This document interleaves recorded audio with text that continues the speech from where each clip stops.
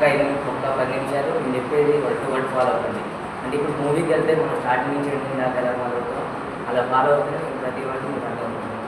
First మెయిన్గా ఇవాళ తెలంగాణ ప్రజాపాలన దినోత్సవం జరుపుకుంటాం. ఎందుకు జరుపుకుంటాం, ఎవరికి ఈ ఆపరేషన్ పోలేంటి, అసలు మనకి స్వాతంత్రం ఎప్పుడు వచ్చింది ఏంటి, ఎవరు వాళ్ళ అంతా మనం డిస్కస్ చేద్దాం. మొదటిగా భారతదేశానికి స్వాతంత్రం ఎప్పుడు వచ్చింది మీ అందరికీ తెలుసా? ఆగస్టు 15, 1947.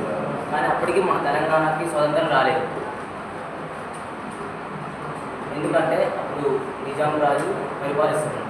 ఆయన పేరు మీర్ ఉస్మాన్ ఉమర్ ఖాన్.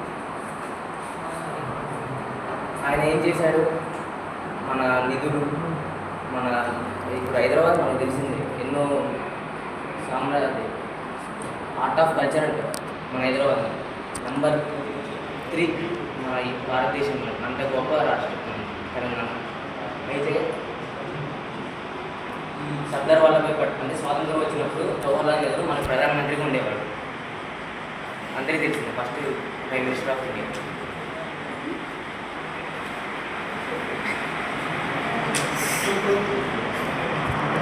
మాత్రం స్వాతంత్రం 13 నెలల ఆలస్యంగా వచ్చింది. అప్పటి నిజాం నిరంకుశ పాలన మొగ్గిపోతున్న హైదరాబాద్ రాజ్యాన్ని ఆపరేషన్ పోలో అనే సైనిక చర్య జరిగింది. నిజాం మెడలు వచ్చి హైదరాబాద్ రాజ్యాన్ని ఇండియన్ యూనియన్లో కలిపి వేశారు. ఇండియన్ యూనియన్ అంటే యునైటెడ్ నేషన్ ఆర్గనైజేషన్. ఇప్పుడు అన్ని రాష్ట్రాలు కలిశాయి భారతదేశంలో, మన ఒక్క రాష్ట్రం తగ్గింది. ఏమనుకుంటూ ఆయన ఈ పాకిస్తాన్లో కలపాలి. అప్పుడు ఆయన ఫస్ట్ ఆ రాజు చేసిన తప్పని అతని గోయిలు అతనే పడ్డాడు.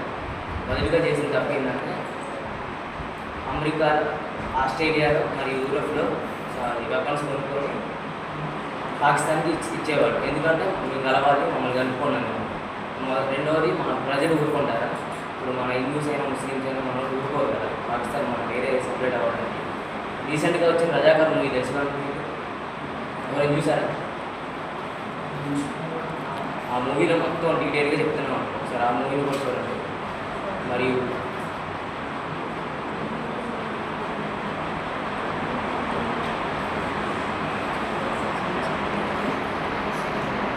రెండో విషయం దగ్గర ప్రజలు కూరుకోరు. అక్కడి నుంచి అంటే ఇప్పుడు మనం ప్రొటెస్ట్ చేస్తూనే ఉంటాం. రీసెంట్గా ఇప్పుడు కాలేజ్ ఎంప్లాయ్మెంట్ కోసం బీటెక్ వాళ్ళు రీసెంట్గా గొడవ పడుతూనే ఉంటారు. దేనికి? వాళ్ళకి ఫీజులు రావట్లేదు. అలానే మన ప్రజలు కూడా అదే, మనం వేరే దానికి సపరేట్ అవ్వద్దు, మన భారతదేశంలో మనం కలవాలి అన్న ప్రొటెస్ట్ చేయడం స్టార్ట్ చేశాం. అప్పుడు ఆ ప్రొటెస్ట్ని ఆపడానికి నిజాం నవాబు ఉంటాడు కదా, అతను ఒక